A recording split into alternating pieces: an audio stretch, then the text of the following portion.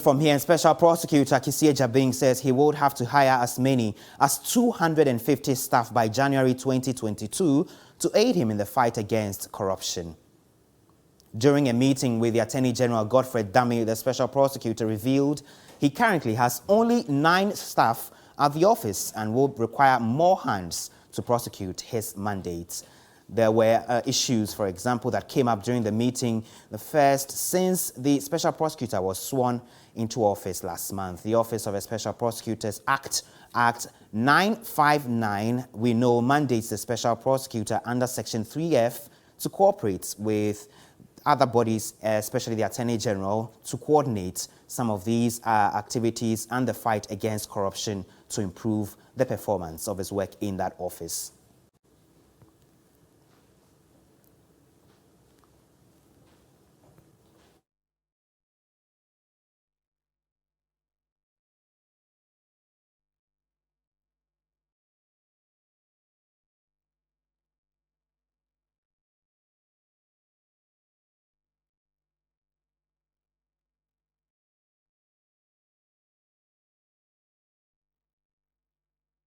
Let me quickly run through some of the highlights of that meeting between the Special Prosecutor Kisie Jabing and the Attorney General Godfred Dame. So, among other things, the Attorney General Godfred Dame promised not to interfere with the work of a Special Prosecutor at this meeting. Also, the Special Prosecutor made it known that his office requires a lot of support.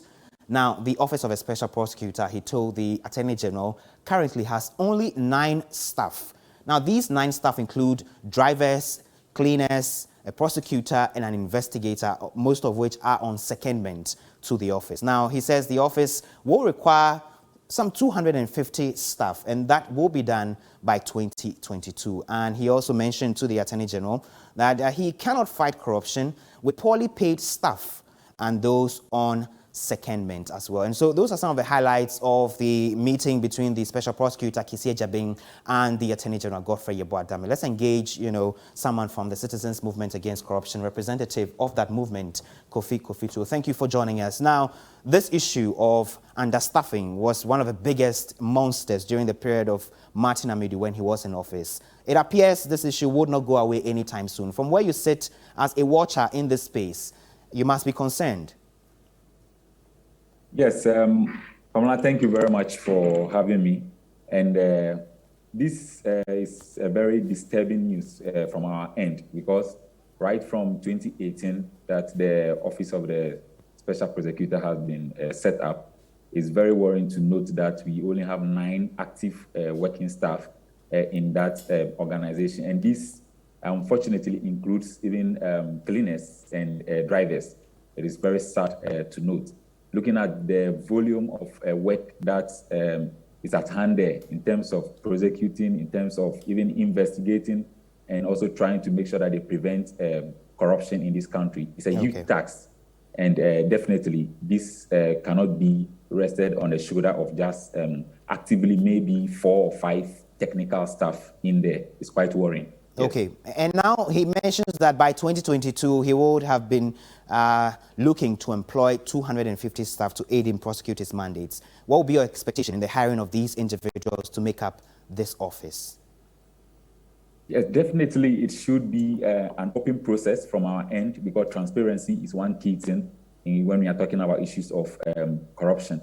It shouldn't take the form of the normal recruitment to most of our state agencies that we see, be it even the security services. Would want this to be purely based on technical abilities of the many strong and well-educated human resource that we have in this country.